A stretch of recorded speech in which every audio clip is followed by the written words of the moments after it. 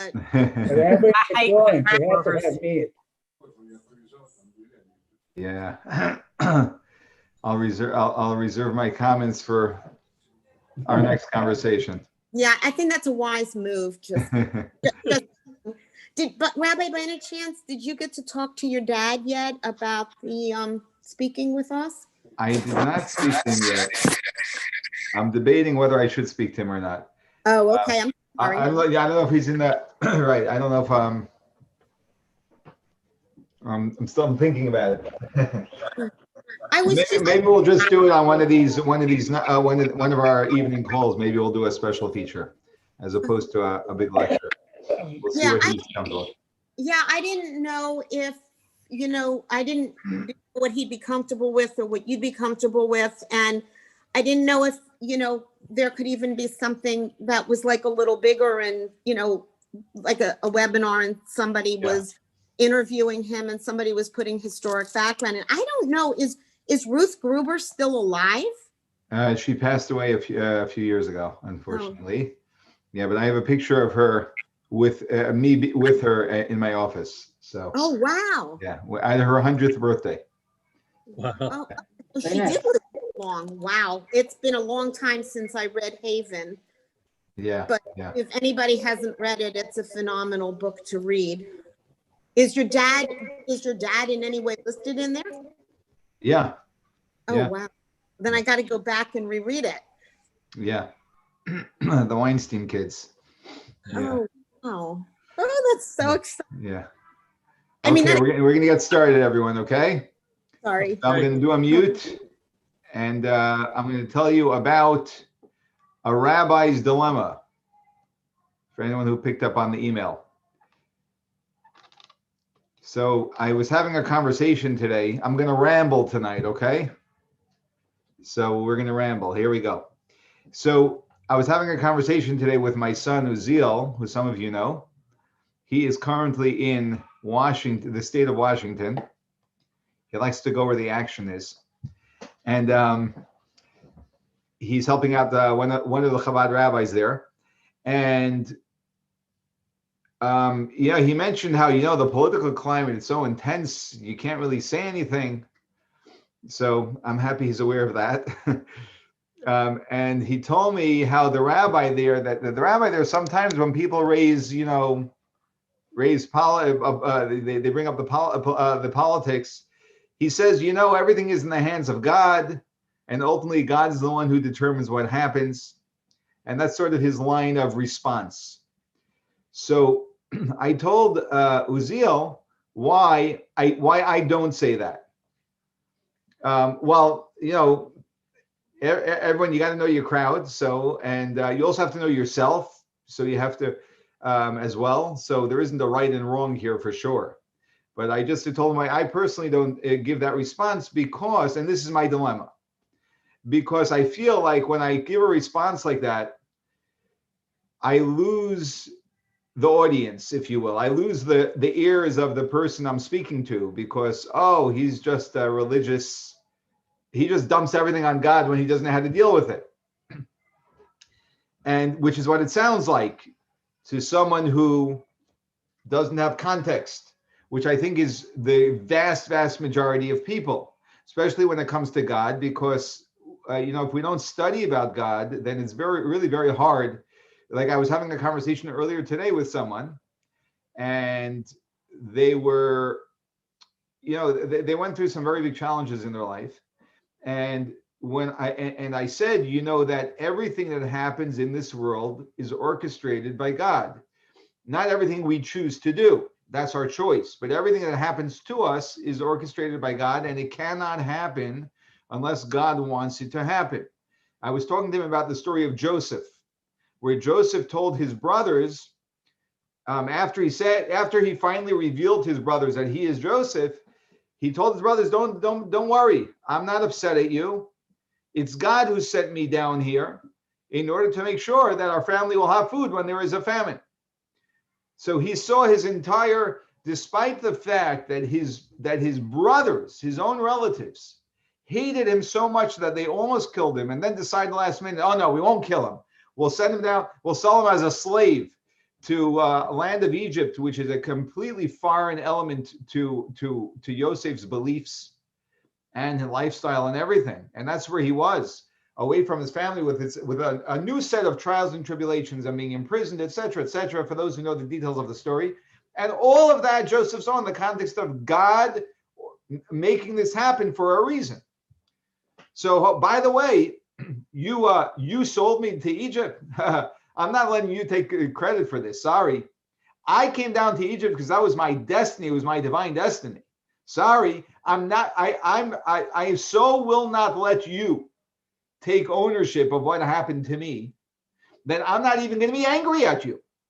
That's what he said. I'm not going to be angry at you because you really did not. We're not the ones who decided that I'm coming down to Egypt. You did decide to be the vehicle, right? Because God could use an endless number of vehicles, and God gives man free choice to choose whether they're going to be the vehicle to have the negative thing that's destined to happen to someone happen, or the positive thing as well. And you chose to be the vehicle. That's your business with God. But the fact that a vehicle brought me down to Egypt, it was just a question of which vehicle it was going to be, you or someone else. But the one who chose to be that negative vehicle, that's your business with God. But as far as I'm concerned, this is me and God. This has you will not claim my life, and you're not going to claim ownership or responsibility for my life. So that idea. Now, when I said this to the person who knows me very well, but still, hasn't really engaged intimately, I'm going to say, in this idea, even though we've discussed it numerous times. He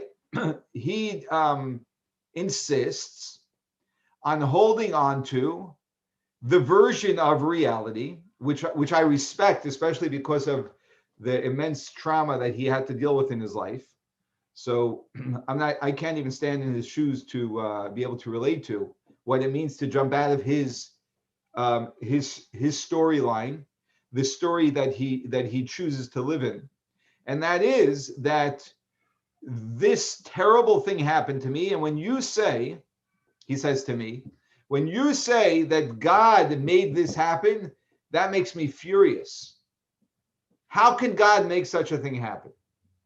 And I hear that very well. There's another way of choosing to look at it, that God actually did make it happen. And so now I actually know where it came from. I know it has a purpose. And I know that it was so intense that I'm never going to grasp the purpose of that thing. That's actually how someone who is more deeply connected with God chooses. And again, that requires a lot of thought and study and the ability to overcome a lot of emotion. Like Joseph was able to overcome a lot of that negative emotion to say, no. I can let people or randomness own my life, which I will remain a victim to, or I can realize that there is actually a meaningful source behind everything that goes on in my life. But to say this to people is very, very difficult. I'm speaking to you. We're a group of people. Some of you are probably identifying more, and some identifying less with what I'm saying. But the conflict is, do you say this to people or not? That God controls everything. And there isn't a black and white answer. It's just the dilemma I have every time I speak to someone and how far to go on this limb. And the truth of the matter is that a lot of it has to do with where I am at personally. Because the more I can speak this message out of conviction and authenticity, the more I am able to actually give it to another person in a way that they can actually receive it. The less I speak of it, the more I speak of it as an idea, as an idealism, as an idealistic belief, which is just an idea. That's like what it says in the books, but it's not what I embody. Then the person hears this idea and says this idea is detached. But when they see someone living the idea, so then it can resonate more. In fact, right at the beginning of the virus, literally right at the beginning when quarantine started here in our area. Um, we have a woman that comes a few times a week to help out in the house, laundry, cleaning, whatever. We have some a little bit of activity going on in our house every day. So she came, and it was a dilemma in and of itself whether she should be coming or not. And it's hard when you enter into a new reality to be firm, to say no. So, and especially because we need the help. So what do you do? And everything was very, very new because everything was just starting. So, you're still trying to figure this all out. Well, where are we supposed to be drawing the line here?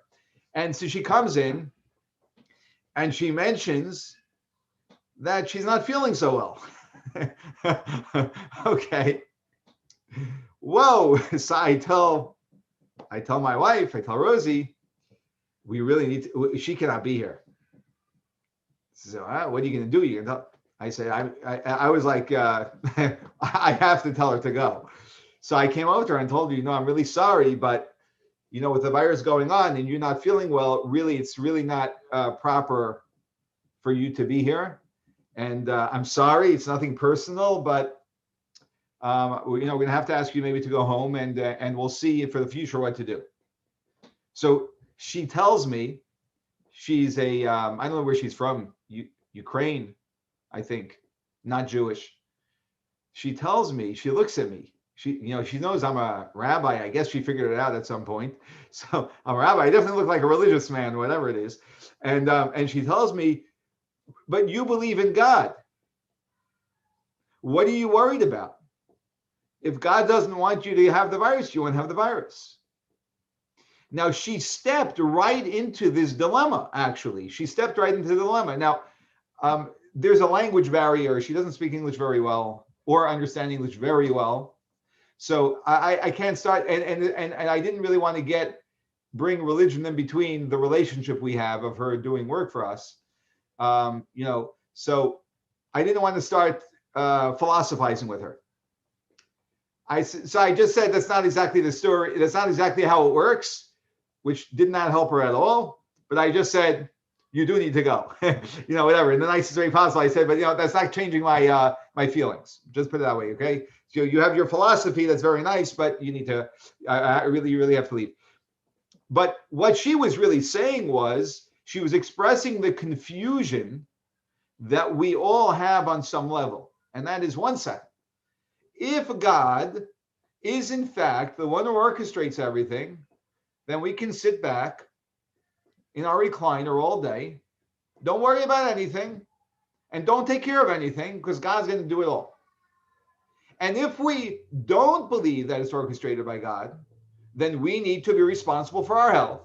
We need to be responsible for our income. We need to be responsible to get things done.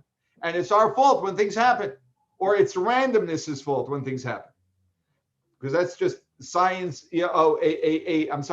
An atheist's replacement for God is just randomness, which is a very disappointing way to live life. It's a very meaningless way to live life. So this is really the dilemma that we as human beings live in. And the answer to this, and now I'm speaking ideally, and we have to strive more and more in this direction, is understanding the mystery of how these two elements actually blend together. And actually, if you haven't heard it from me enough, this is actually discussed in the gate of trust.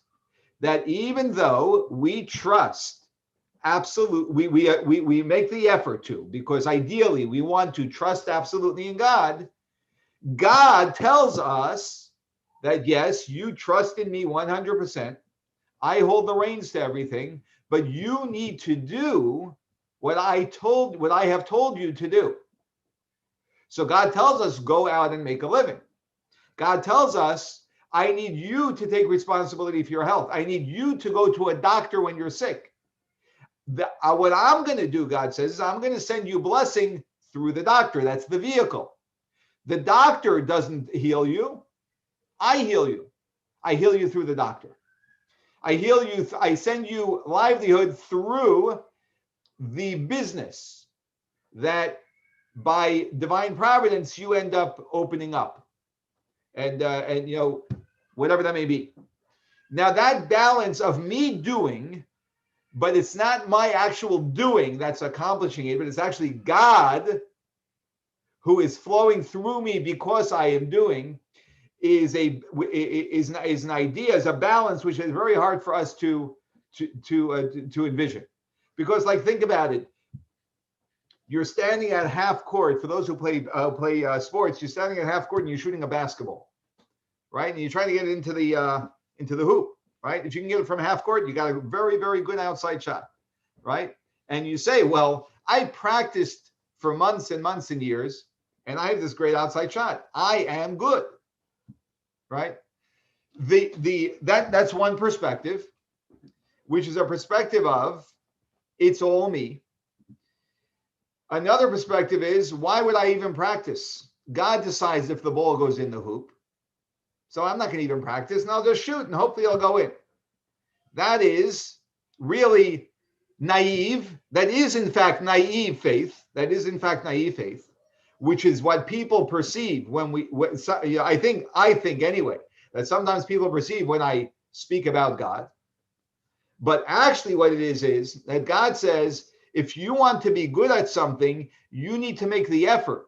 And as you make the effort, I will flow my power through you more so that you will actually be more successful at that. That the results of your actions will be more successful. But ultimately, actually, it is God flowing through me. This balance is very, very tricky. I'm not sure if I'm making everyone more confused or less confused. But this is actually our lifelong, this should be our lifelong effort. It should be our lifelong effort. And that is to bring more and more harmony into these two. And the benefits of it, I cannot even tell you. There is nothing better. There's nothing better we can do for our lives on a selfish level. On a selfish level, there's nothing better, more profound we can do for our lives than to practice this over and over and over. And I'm not going to even share with you the investment I make in developing this. I make significant investment in developing this because it's the only way that we can do it. It requires the willingness to look within ourselves, the willingness to be able to see how much credit and ownership and domination we take over our life, how hard it is for us to step away and say, I'm going to put in my full effort, but still know that it's not me. It's not me. That is what we call in English humility. That is actually what humility is. That I acknowledge that I am going to put forth my full effort, and I'm sweating, right, from the effort I'm putting forth, whether it's a physical effort or an emotional effort. We can be sweating from the effort, right, physically or figuratively, and yet still know, thank God. That's the balance. So she was very confused, because either you believe in God, which means naively just say it's all God, so I have no responsibility here. Or you become a heretic and you say it's all me, right? I got to do what I got to do, right? The doctors have this under control. What does God have to do with this? And people make comments to me all the time. I mean, I'm sure they make comments. You hear the same comments. Someone just made this comment to me as well, and I didn't even go down the road. It wasn't the right setting for me to go down the road and start explaining to this person, where the person basically said, yeah, of course we believe in God. Oh, I now remember who it was. Of course, it doesn't mean that we believe in God means that, whatever. We need to do what we need to do, because that God doesn't take care of us. God's there, but whatever. And it's really a confusion that everyone has in their minds, because how do you balance these two things? You do believe, you don't believe. How does this work? And the answer is to know that we have a responsibility to do, while at the same time that we have this responsibility to do, God flows through us. When we read, let me say this as well. Okay, I'm going to try and say this appropriately. Okay. and hopefully you won't even know what I'm talking about. So when we, when I want to, I'm going to say it this way. When I want to share the beauty of Judaism with a fellow Jew, right? Again, this dilemma, it shows up in so many ways. If I was just at someone's home. They were putting they had a few mezuzahs on some of their doors. Jewish law says that we should put mezuzahs on every single door in our home, every single doorway, with some exceptions of a bathroom or a small closet or whatever it may be, or a boiler room.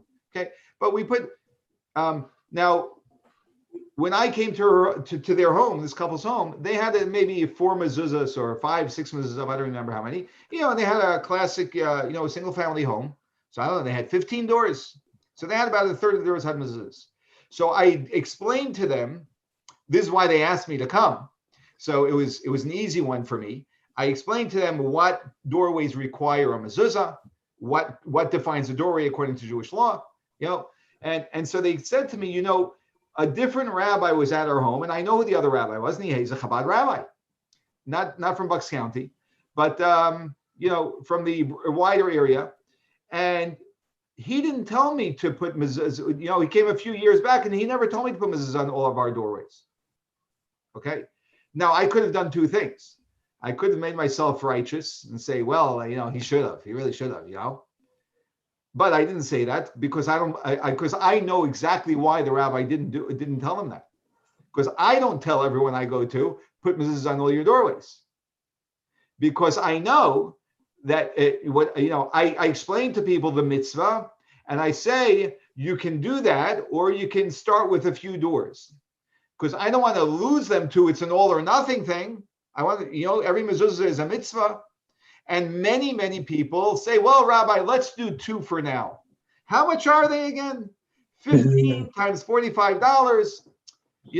So I get it. And they, this is a new thing to them. And all of a sudden, this is huge investment. Here the rabbis go again, trying to get money out of me, right? So I get the whole thing. So this is the dilemma again. What do you do? Do you tell them all the way? Do you tell them partial, right?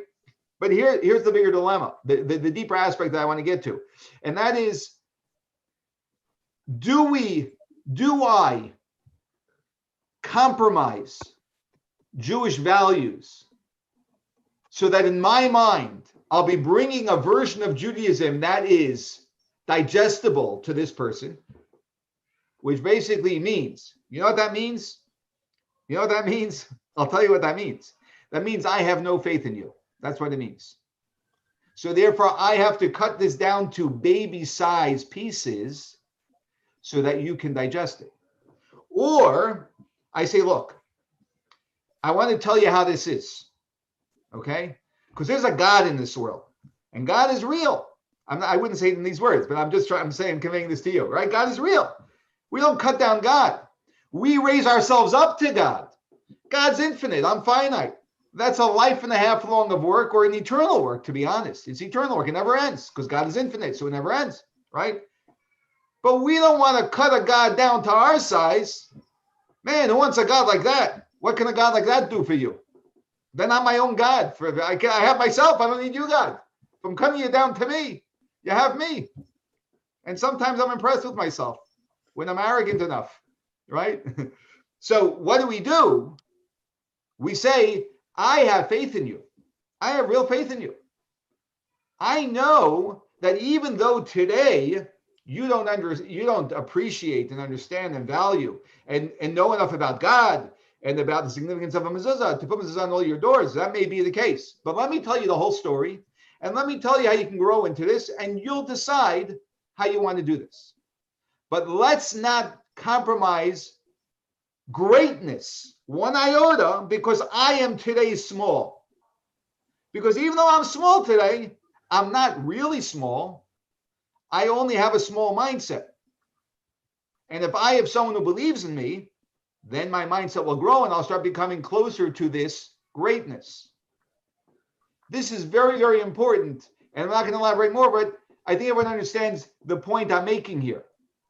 And this is what we, I would say, what we strive to do very, very much. So getting more directly back to God. Last week we had in the Torah portion the story about the Jews going to war, and the Torah says that there was a special high priest. He was a unique type of high priest that was anointed specifically for war, and he would get up and he would make announcements before the Jews went to war. Now we're talking about real battle, right? I don't know what ancient battles looked like. I know how the movies depict it. So let's just assume, and I'm assuming everyone saw some scene of that at some point in your life in a movie, right? So then I can't imagine it was much different than that. It was hand-to-hand combat, sword to sword. It was, in addition to bows and arrows and propellants and whatever they are. Scary stuff. And if you read the history of the Jewish people, the prophets, the story of the Jewish people with Joshua, starting with Joshua going into the land of Israel, we had many, many battles. Some that went well for us and some that didn't. And so the Torah says that when this king would get up and he would say, anyone who built the house but not yet inaugurated, go home. Anyone who planted a vineyard but not yet harvested, go home. Anyone who got married and is still in their first year of marriage, go home. And anyone who is in fear of the war, Yelech v'yashuv lebeso, go and return to your house. That's what the Torah says. Rashi, quoting the Talmud, I believe, if I remember the sources correctly, but something in the Talmud, says that actually, according to one opinion, the reason why we send home a person who just built a new house and built a new vineyard and just got married is really just a cover-up. It's a cover-up for who? It's a cover-up for the guy who's scared. So that no one should know why someone's choosing to go back. So that the guy who's scared, no one can identify him as being scared. Why are we so protective of a guy who's scared? Wimp, what's wrong with you? What are you scared of? Where's your trust in God? Why are we covering up for him? See, here's the reason why. Why would a guy be scared of going to war? Well, we said it was obvious. Going to a battlefield is terrifying, right? Actually, when a person has truly has developed a relationship with God, and the Jewish people in the times of the prophets, which is of course post-Torah, and the time of the temple of the first temple for sure, and also the second temple, the first temple more intensely, the second temple less intensely, they really experienced God in their life, and they truly understood that the only reason why they would be scared of going to battle is not because of the battle, because they knew that the outcome of the battle and their personal outcome has nothing to do with the odds. Just like a 1967 war, it has nothing to do with the odds. They truly knew this. They knew it had to do with their relationship with God. And the Rashi says that if someone was scared because they did things which were inappropriate in the relationship with God, which we call in Western Christianized society sins, then the person was scared. I may not merit to be victorious personally in this battle. So the Kohen says, if you know that that's your situation, go home. Because that is what determines what's going to happen here. But we understand we all falter. None of us are perfect. We're going to cover this up for you so no one knows why anyone's going home. Okay, you straighten yourself out so by the next battle you can fight a battle. I'll tell you one small incident from the many battles that you can read about, which I would strongly encourage you to open up in English Tanakh and read from the book of Judges. The book of Judges. Read the story, King David, story of King Saul and King David and King Solomon. Every one of us should read that. First of all, it's a fantastic read. Second of all, you should know that all of it was written down by prophets. So this is not fictitious stuff. So you have to know that when you're reading it. And when you feel that I can't believe this, you need to realize that is if I may say this, I'm not saying this as an accusation, I'm just saying this as part of your growth, right? That is your unwillingness to let God come more deeply into your life. So it's a resistance, and that's fine. If you're willing to feel that resistance, that's a good thing. But you know that it's a resistance of me acknowledging that there's something more going on to reality than just natural explanations. So there's a story where King Saul is getting ready for his first battle against the Philistines. Not the Palestinians, the Philistines, different people. So the Philistines, the ancient people, they were the enemy of the Jews when we came into Israel and harassed us for many, many years. And King Saul just had an army, I'm forgetting the number, I think 2,000 men. That was his whole army. And he had his son, Jonathan, who was a mighty warrior, but he's one guy. He snuck up against the enemy to see where they're at, their positioning. And all he had with him was, I forgot what he's called, the guy who is his arms bearer was with him. It was he and his arms bearer. And he did this without consulting with his father because of the circumstances, whatever they may be. And suddenly he said, God, I'm going to do something, and I want you to give me a sign. Now, obviously, this Yonasan himself was a very, very divine man. And you have to appreciate that here's a warrior. And he was a warrior who was a godly man. They were able to balance this dilemma so well that they were very involved in life in many ways that we aren't. And at the same time, they knew what it was that drove their ability. And he said, God, I'm going to make a deal with you. I'm going to call out to the closest Philistine. And if he answers me one way, I know that you're not with me and we're going to retreat. And if he answers me another way, I know you are with me, and I and my arms bearer are going to take on the whole army. Now we're talking about thousands and thousands of soldiers. Okay, it was a total suicidal, it was a kamikaze decision on a natural level. And this is exactly what happened. He did that. The soldier responded, demonstrating that God is with him. And he went with full confidence, a single man with his arms bearer, and attacked an entire army. And he went to attack. He was a good warrior. He could take on a few soldiers, but he couldn't take on an army, right? And suddenly, great confusion broke out amongst the ranks, which of course was unnatural. And all of the Philistines started fleeing. His father, who was on a different mountaintop, suddenly sees the Philistines fleeing, and he goes with his 600 men because 1,400 of his men already deserted him. That's how desperate the Jewish situation was. That the king had 2,000 soldiers, and 2/3 of his army, of his soldiers, deserted him. Jonathan attacks on his own. God creates chaos in their ranks. They all start retreating, and then King Saul with his soldiers goes in and continues the assists in the attack. This happens because when someone truly integrates God and reality in the very basic and simplistic way that I just explained it. But if you study the Gate of Trust, you'll understand that even more. And with studying a lot of Tanya and a lot of Hasidic philosophy, you understand it even more. We go down this journey deeper and deeper, and this becomes, to the extent that it does, this becomes our lives. I can go on and on over here. I'm in a what's it called? So last night I went to a meeting. Last night I went to a meeting. It was a meeting that was run by an organization called Mikveh USA, who's giving us a nice grant for our mikveh. And they created a fundraising meeting that was for our mikveh. So the rabbi who I'm in touch with from the organization asked me if I'd be able to come down Tuesday night to speak.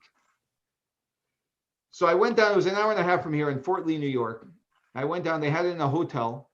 They put together a very nice catered meal. I had no idea what I was going to be honest with you. I didn't know who I was speaking to either. But I found out it was basically a whole bunch of 27-year-old Satmar Hasidim for the most part, young Hasidic Jews that make me look half Jewish.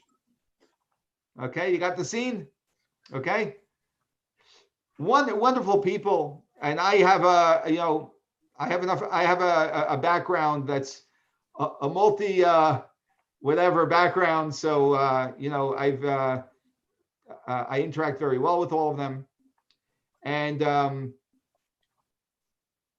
I sit down next to another gentleman, the one other man who was going to speak that night. I didn't know, but I was speaking with him, and he told me, "You see all of these guys here? See, these guys are not wealthy people. They're just a class. They were all in the same class in school, and they gathered together. It was like a reunion." And at the same time, so this organization will throws a reunion for the class with a catered dinner, and doesn't appeal to them. He says these guys are not rich. These are young guys. They're 27. I mean, maybe there's 1 or 2 guys who are doing well, but in any demographic, you take a group, maybe 2 or 3 guys are doing well, and everyone else is doing okay. He said, they all got married young. They all have, most of them, if not all of them, have a few kids already. They're all paying tuition. This is the story of a religious life, right?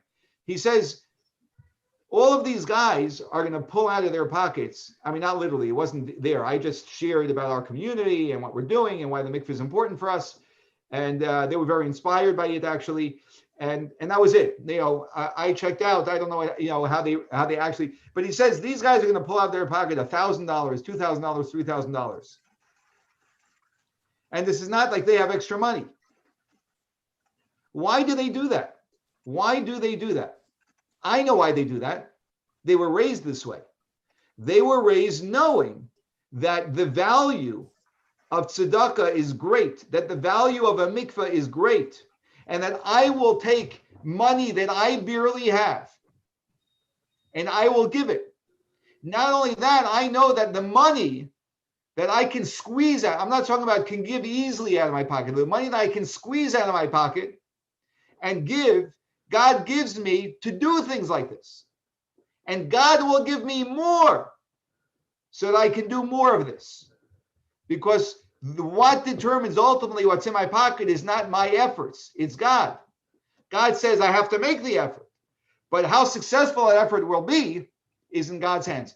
This is a real 2020 example of walking out from the outside, from the hotel lobby where there's one reality of people into a room of another reality of people living in a completely different dimension. And in part, I'm saying this also to be able to appreciate that sometimes we see people who look very different than us who are fellow Jews. And we don't actually appreciate, well, there are differences and there may be ideological differences and whatever it is. There is an ingrained beauty that is invaluable, and it's very rare to find in other places. And that is this integration of God and reality together. So how do we resolve this dilemma? How do you bring this to another person? I think a conversation like this is definitely a good segue. I think that everyone with us I'm preaching a little bit to the choir. You've heard me say things similar to this many, many times. So the ground is already fertile. But the dilemma is much greater when the ground isn't fertile. When we're not on the same ground. We're all on the same playing field, but we're not on the same playing field. It's a lot harder. You got to take it slower, ease up a little bit. It's always a balancing act. But the more we are the example of this, the more we can actually bring this to other people, because they see that we are speaking this from who we are, not from the books that we read. Okay, so I am officially done. Sorry for extending my time over here. And I don't know, there are new settings I'll ask all to unmute. So now they let me ask you to unmute. They used to let me unmute everyone at once. So if you'd like to unmute yourself, because you just feel did. free to. We Yeah. just, You We're just did. Oh, okay, good. Yeah. Fantastic. It worked. It worked. Amazing. Yeah, so comments, questions. Oh, and actually, before